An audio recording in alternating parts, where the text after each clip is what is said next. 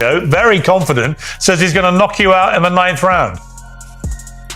Yeah, man. You know, he's a dumbass, and so it's gonna be apparent on Saturday when he's the one that gets knocked out. I mean, genuinely, fighters always say this. There's the back and forth, but Piers, I'm being so honest, man. This guy's easy work. Warm up. Some I know 8-year-olds. I got the 8-year-olds in there. If I find out anything, I'm gonna beat your ass and I'm gonna beat Jaden on love. I mean, which is nothing wrong with it. You know what I mean? Especially Tank been talking about retiring, so why not get the bag and then go about your business if that's your plan? Gervonta Davis and Jake Paul went head-to-head in a tense exchange with Piers Morgan, each displaying their confidence and bravado ahead of the big fight. With Jake acknowledging that Tank is by far the toughest and most seasoned opponent he has ever faced, representing a significant jump in challenge compared to anyone else he has fought. While Gervonta stayed composed, assuring that he will step into the ring as a sharper, more powerful version of himself ready to prove his skills on fight night. Sharper, just my focus gotta be blazing that night. Just me and him in that ring. All in all, be better. I saw 8 to 10 rounds is what you thinking, and I also saw, I think I saw 6 rounds. Is what you thinking? I could be wrong. 7 or 8. 7, yeah, it's right around there. Yeah, 7. How you pick that number? Like, how do you pick what round it's gonna be? First, his skills, the moment. Yeah. I don't know how durable he is. Mm-hmm. I don't know. I just don't know just yet. But I know if I could get him where I want him. Yeah. That's how long it's gonna take. Yeah. To be a good beating. Do you understand the magnitude of this fight? Do you understand how important this fight is to the boxing game, to the sport? I think I do, but I don't think that he knows. I've been in big fights, but it wasn't nothing like this. Jake Paul confidently told Piers Morgan that the real outcome will be revealed on fight night, Saturday, November 15th, emphasizing that all the speculation and debates will be settled in the ring, as he believes his performance will speak louder than any interview and clearly show who deserves the win, while noting that in recent years, boxing has evolved from a sport focused purely on skill into a global entertainment spectacle fueled by attention and fame. Says he's going to knock you out in the 9th round. Yeah, man. You know, he's a dumbass, and so it's gonna be apparent on Saturday when he's the one that gets knocked out. I mean, genuinely, fighters always say this. There's the back and forth, but Piers, I'm being so honest, man. This guy's easy work. Emiliano Vargas believes Jake Paul recognized the changing landscape of boxing earlier than most, opting to build his own audience through social media rather than following the traditional path of a long amateur career or Olympic success, which allowed him to generate huge paydays regardless of rankings or titles, as younger fans now often follow storylines, drama, and trash talk more than conventional achievements.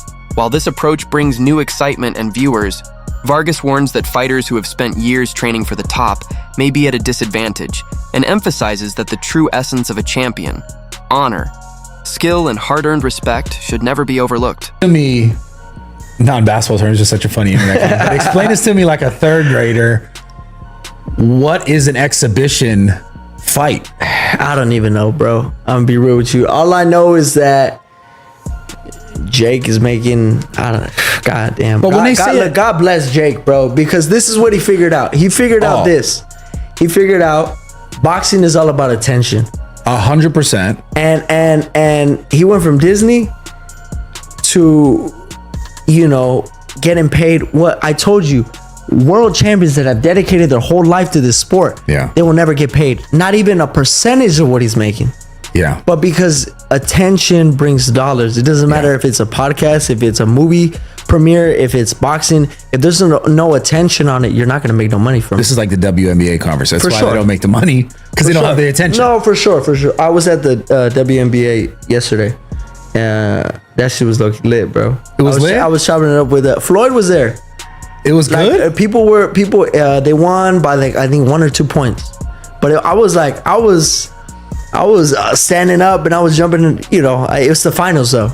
Yeah, it's the finals. So, all that aside, I just feel like Gervonta could crack though, bro.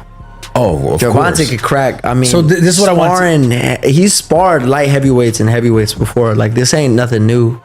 Even taller guys. For sure. Yeah, so what I really want to ask you in regards to that fight is, like, obviously someone like Gervonta is not, in his mind, he's not going to go out there and look stupid, no matter how it goes. Right. No, he's not. But that's what when I see it's an He's exhibition fight, I'm like, what does that mean? And you can still get knocked out. You know, I feel like that means there's not going to be no winner. No effect on the record. Yeah, that's exactly what it means. But you could get knocked out. So you don't think, because, like, you know, the beef now is like, this shit's the WWE. That's what people say about boxing. I mean, like, you're completely right about Jake and what he's done. It's insane. Yeah. But he'll get the WWE. Oh, this is just like, what is this? Do you see it that way? God bless him, bro. God bless. Hey, call my fights WWE fights, whatever you want to call it. If I'm getting paid $80-100 million, I mean, come on, bro. And look, the thing is, every single person that is commenting that, if they brought $100 million check in front of you. Coach Reg defends Gervonta Davis by emphasizing that Tank's success was earned over time through climbing multiple weight divisions, facing tough opponents, and delivering knockout wins that earned worldwide respect, noting that once a fighter reaches that level, scrutiny follows them everywhere. While some say Tank is now motivated by money, Reg insists he has every right to secure his future, pointing out that boxing is a high-risk sport where one bad night can change everything, and after countless training camps, grueling fights, and emotional pressure, it's natural for Davis to pursue opportunities that offer the greatest rewards, all while continuing to embody boxing's core values of discipline, courage, and championship ambition, choosing fights that enhance both his legacy and success, earning admiration from supporters even as critics focus on what he has yet to achieve, which is simply the burden of greatness. Marry up all this? Well, there's an end game and a bookend to what Jake Paul's doing, and I think he's getting very close to the bone with this one, because it doesn't really work.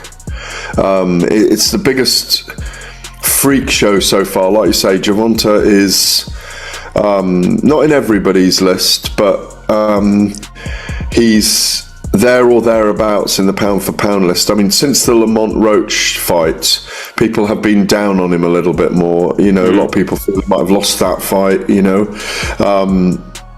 Obviously his troubles and travails away from the ring have meant that, you know, people are starting to question at 33 now, is he? No, I don't even think he's that. 31. I think it's 31 max, 31. Yeah. But they're beginning to question his validity. But yeah. 31, yeah?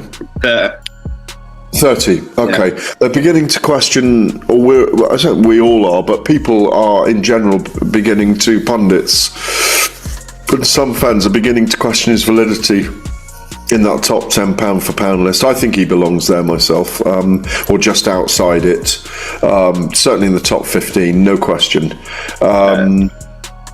Maybe top 13. I think I've got him. I think I had him at 11 or 12, but I might have done a list on Saturday night. And obviously we want to see him in the ring with Shakur Stevenson. It's the big fight. Or even in Naoya Inoue at some point. Which is a fantasy matchup that I remember dreaming about around the same time I was dreaming about Terence Crawford and Saul Canelo Alvarez a couple of years ago.